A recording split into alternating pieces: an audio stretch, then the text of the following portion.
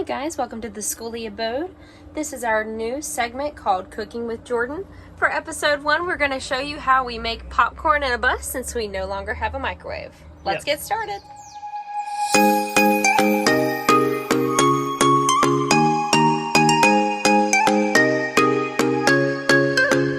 Alright, so like Morgan said, we had always, just growing up, just made microwave popcorn because we always had a microwave, but obviously in the bus space it's very crucial, and really a microwave is not really essential. Maybe it can also crack while you're driving.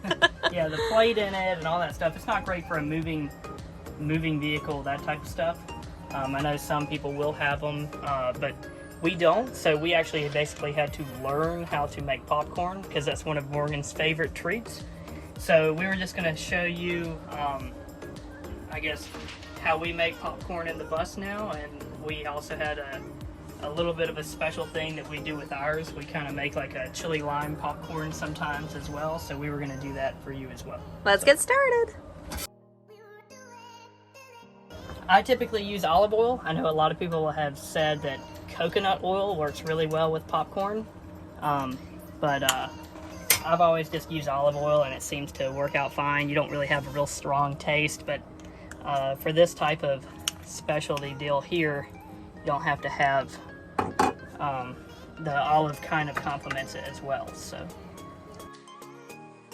what you'll do is you'll just kind of heat up your stove here, and you'll just kind of get that oil hot to be able to cover the bottom of the pan pretty well. And we'll let that sit for just another moment here.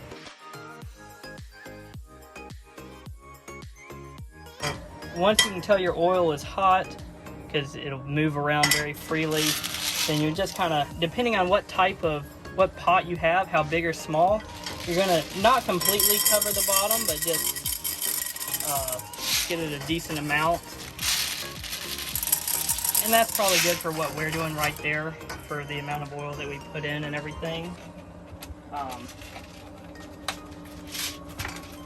So you can come closer and look. What we like to do is, if you look down really at the kernels, you can see that they're starting to sizzle. So one thing that I saw online that has worked really well for us is once they start to sizzle, actually take it off and set it over to the side, or lift it up just a little bit if you have a gas stove. That's the one nice thing about a gas stove, is you can also kind of control the heat just by lifting it far away from the flame, that kind of stuff. And you can still see that the kernels are sizzling, and what this is doing is it's bringing them all to the same temperature, and that way when we put them back down to really start cooking them, they'll hopefully all pop closer to the same time than they would have if we just left it straight on the stove the entire time. If you don't do that, it's a really good way to get burnt So I'll put popcorn. it back on, get it warm again, take it back off, and you can do this for about 30 seconds, give or take.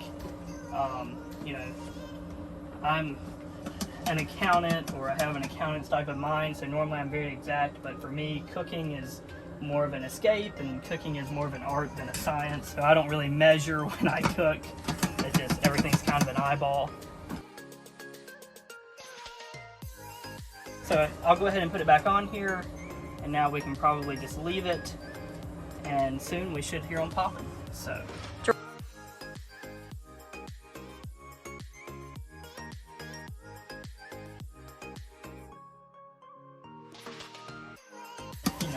We're still going here. Oh, starting to pop, so we'll just go ahead and put it back down.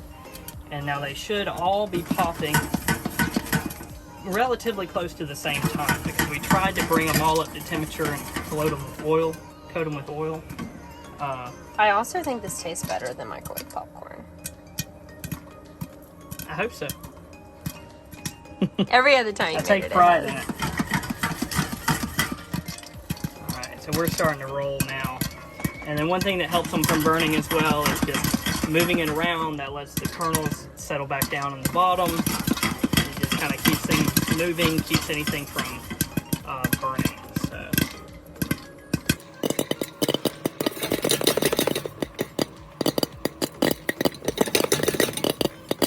And I usually go till I kind of basically hear the popping just kind of start to slow. So once it seems like it's really kind of started to slow down, that's when I'll take it off. It seems like it's really slowing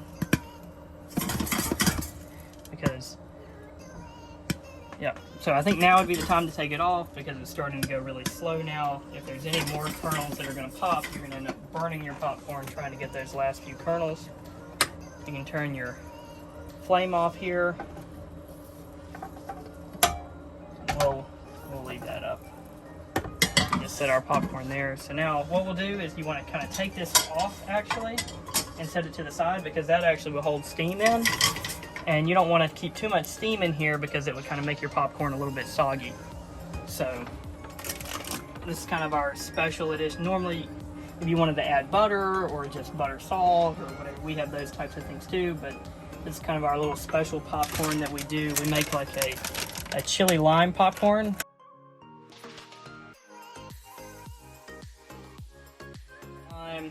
Got some chili powder. If you want to add a little bit of spice, you can throw in just a little bit of paprika, obviously salt as well. And obviously you don't have to do it like this. This is probably a lot more trouble than a lot of people want to put in it, but that's kind of the point of these episodes, is showing a bougie way to make stuff. And a Skoolie. You put your popcorn in there. See, I didn't really notice any kernels that didn't pop. That was perfect, honey. Yeah. And then so we'll take our lime, and what we'll actually do is we'll zest the lime into the popcorn as well. I just keep rotating the lime around to get a fresh side.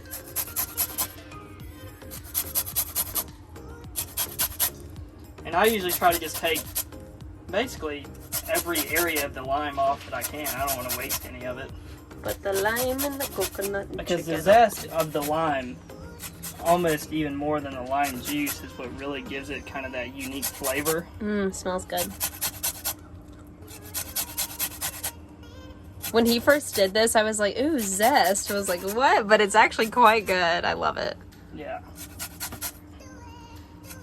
And once I got one of these things, I can use it for grating cheese, which is really nice. But honestly, I've used it for this specific recipe more than anything else. I would recommend getting one of these little planes or whatever you would call it. You can use them for a lot. Grater.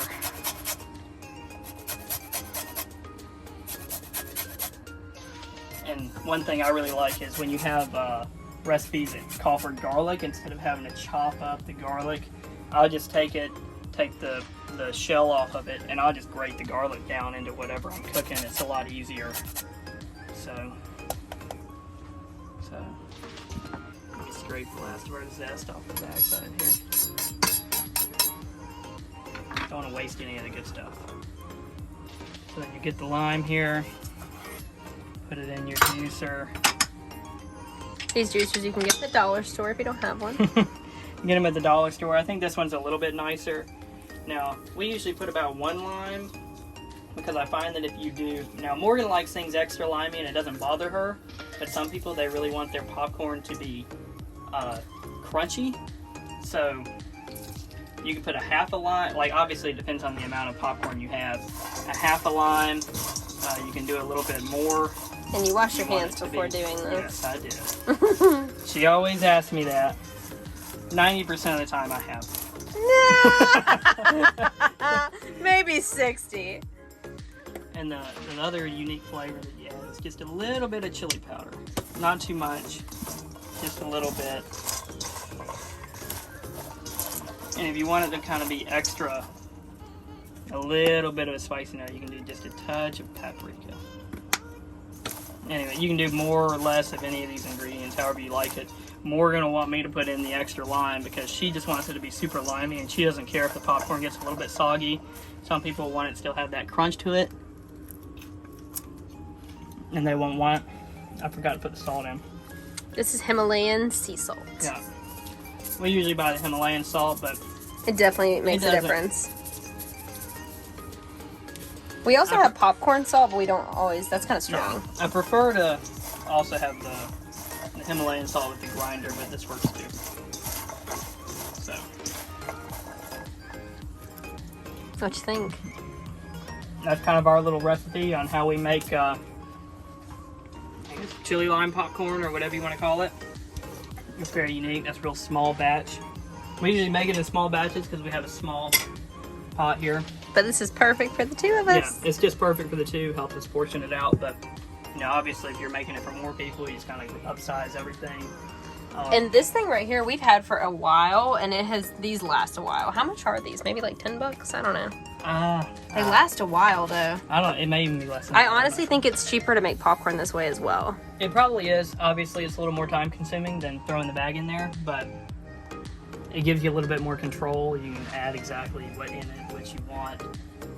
And you definitely burn less. Yeah. I burned way more. Opportunity to do like some more unique popcorn flavors and that kind of stuff too. And you know it's all real and it's not artificial flavoring.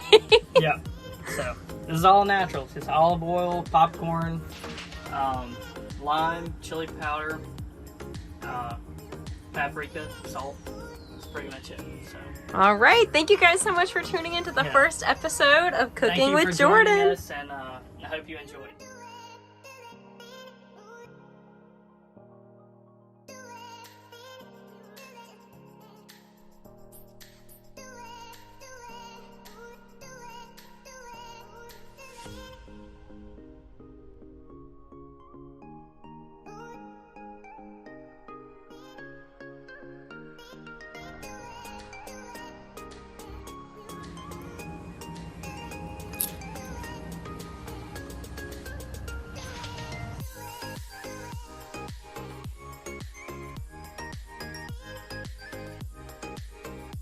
Maybe you learned something. People in the comments might correct me on something I did wrong. So, anyways.